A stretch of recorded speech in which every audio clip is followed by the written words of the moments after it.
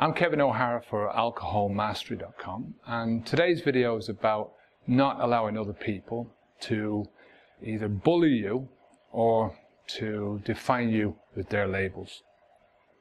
Now, you're the biggest cheerleader or not, depending on your own self-image and on how much you really take notice of what other people are thinking about you, what they're saying about you, and how they define you. So the message is, don't let other people define you by their limitations or by what they think, and never allow your own perceived limitations to define who you are and what you can achieve. Instead, define yourself by just how much you've achieved in your life so far. All the little things that you've done to get to where you are now, the fact that you're still alive, and the vast potential that's inside you, that's waiting to be unleashed. Now, other people's praise doesn't change who you are. It doesn't make you into a better person. It doesn't make you into a worse person. The same thing goes when someone else criticizes you. Now, their criticism doesn't alter who you are. It doesn't make you any better, or it doesn't make you any worse. When someone sticks one of these labels on you, when they put their own definition onto you or your behavior, the label doesn't actually fundamentally alter who you are. It doesn't change your behavior. It doesn't change anything. It's just noise coming in. Now, one of my favorite quotes is from the Italian thinker and the guy with the telescope, Galileo, when he was on trial back in the 17th century. And he was in front of the Inquisition, and you know, he was there because he was saying that the Earth was not the center of the universe, that it was the Earth went around the sun. And you know, they were willing to torture him to sort of recant what he was saying. So he basically went back on his own theory because of this threat of torture. But when he was leaving the chambers, the trial chambers, the courtroom, whatever it was, he said, and still it turns, no matter what they said, or no matter what they did to him, the truth was still going to be the truth, you know. Even if he denied his own theories, that the facts would still remain the same. The Earth would still revolve around the sun, you know, the same as the sun's going to carry on coming up every morning, even if you say it's not going to come up, you know. Let's look at another example, a bottle of alcohol. There's this bottle of, say, Jim Beam sitting on the shelf. Now, it's going to sit there on that shelf, and it's going to gather dust. It's going to have absolutely no power to move a centimetre either way. Can't move the liquid inside itself. Can't harm you or anyone else. You are the only one who has all that power. If you think the bottle of Jim Beam is, I think one of their Jim Beam's advertisements was the drink drank by generation after generation. Now, if you believe that's true, then, you know, it's true for you.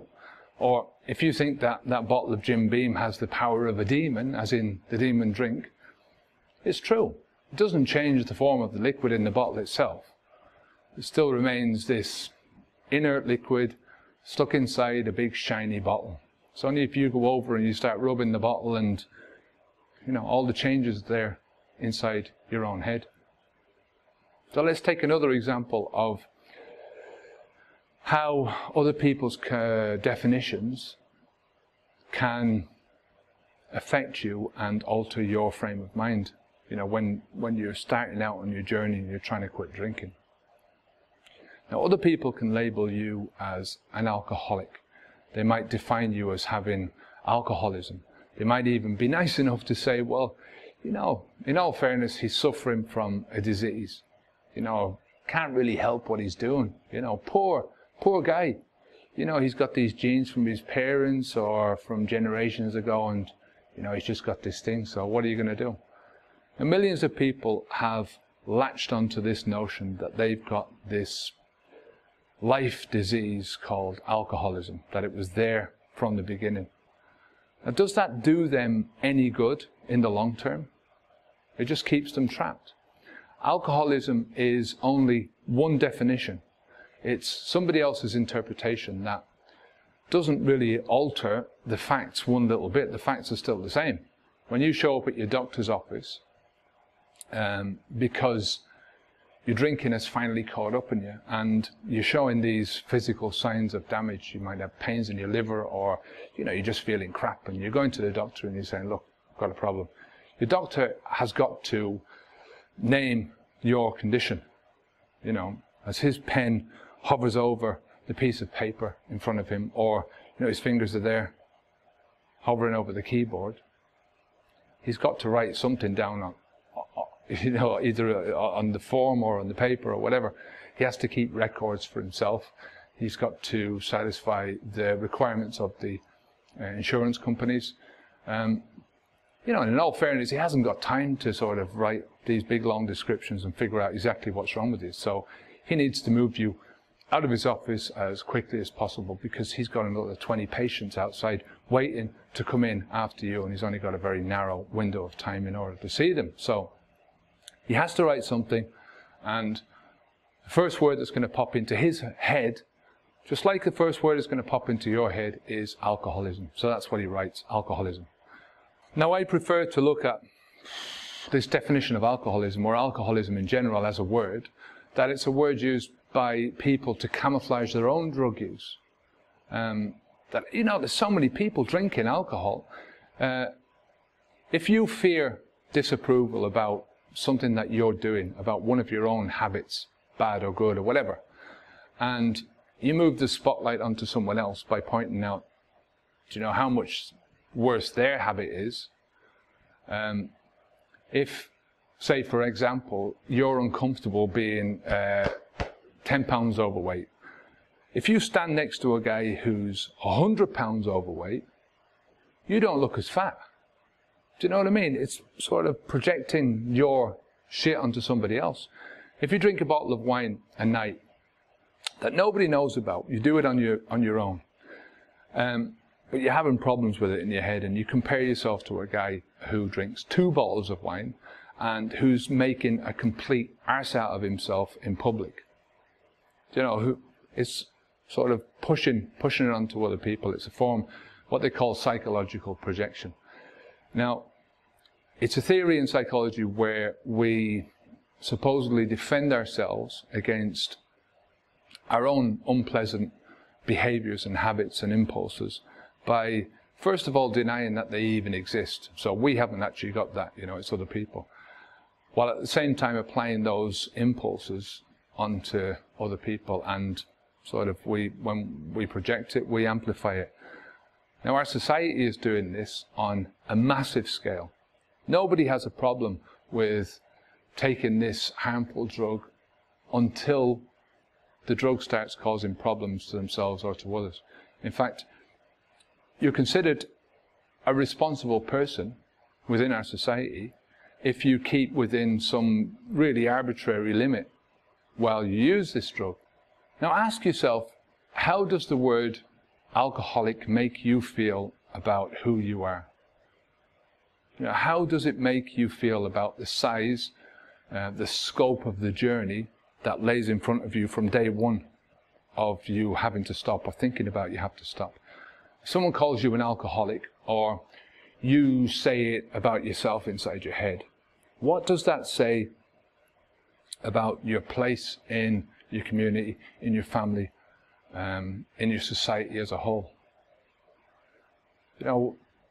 What kind of a tint, if you look at your life from that perspective, that you're an alcoholic, how does that make you feel? What does it say about your intelligence? What does it say about your abilities to control yourself? How does the word alcoholic make you feel about yourself? How does it make you see things?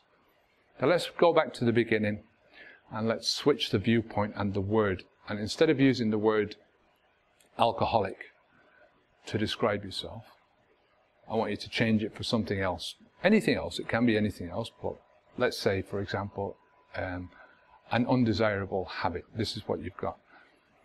Now, if you use undesirable habit, how does that make you feel about who you are? How does it make you feel about the size of the journey ahead? It's a habit that you have to get rid of.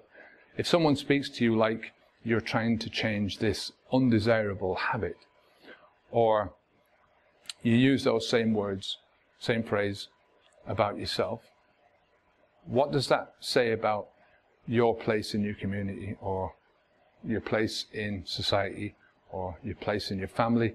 How does that, how does that steady up with your intelligence, your self-control? How does that make you feel about the difficulty of the journey ahead of you? How much more manageable does an undesirable habit have? How much more manageable does it sound? How much more control over the situation do you now feel you have, instead of thinking, well, it's the disease or it's alcoholism? Now notice that nothing has physically changed. The alcohol is still the alcohol. Your problem is still your problem. It's still there. You still have to deal with it. The only difference is that by choosing your own labels, you choose where you're going to start. You choose your expectations. You start out with these expectations, not the expectations of an alcoholic, but as a person who's trying to get rid of a habit. Now, Lao Tzu said that a journey of 1,000 miles begins with one single step. Now, if you start out this journey thinking along those lines, that you've got 1,000 miles to go, think about the enormity of that inside your mind. That's going to sound really insurmountable. It's, how long have I got to go before I finish this alcohol? But one single step is easy. Anyone can do that. All you have to do is take the first step, then take the next step, and the next. And funny enough, it's how we live our lives anyway. We live our lives one moment after the next, and then the next, one step after the other. And once you start exaggerating what's happening to you, calling alcohol a demon, saying that you've got an incurable disease, defining yourself as a lifelong alcoholic, you create this virtually insurmountable mountain inside your brain. You create it for yourself before you even start. You allow other people to create it in your mind before you start. You create this imaginary monster that you've now got to fight. It's all made up, but you've still got to fight it. How can you beat a lifelong addiction or cure something that is incurable? You can't. It's all because you're listening to somebody else's definitions of what you are going through of your problem. Your job at the beginning is to reduce everything to a single step. You are the only one who can write your own story. You shouldn't be allowing anyone else to set your limits or your potentials about your own future. Now, Thomas Jefferson asked, do you want to know who you are? And the answer was, don't ask, act. Action will delineate and define you. Regardless of this box, the label, whatever you want to call it, that somebody else tries to put you in, lock you up in. For you to get through this, the first few days, the first few weeks, to overcome your problem, you have to work towards your own solution. Now, you can't do this by doing nothing, by inaction. You can't think yourself into a new action. You've got to sort of act your way into new thinking. That's how new thinking comes about, by doing it. You won't get anywhere by thinking about the labels, or what others think about you, or what kind of a problem. You've got to just force yourself into doing it. When you choose to use someone else's definition of who you are, you make these labels a sort of your identity. You make alcoholism or sober or recovery or anything like that part of your self-image. And this has a power to sort of totally divert your course of journey, maybe even back to where it started. So all these labels have, they've got so much inherited negative baggage just dripping from them, that so many people have used them, and there's horrible. You have to take the power back for yourself. You have to redefine yourself. accept nobody's definition of who you are, and don't let anyone else build these walls around you. You know, you're only really limited by your own definitions about how you think about yourself. So listen, click like if you got something out of this video, and thanks for watching. I'm Kevin O'Hara for Alcohol Mastery. Until next time, onwards and upwards.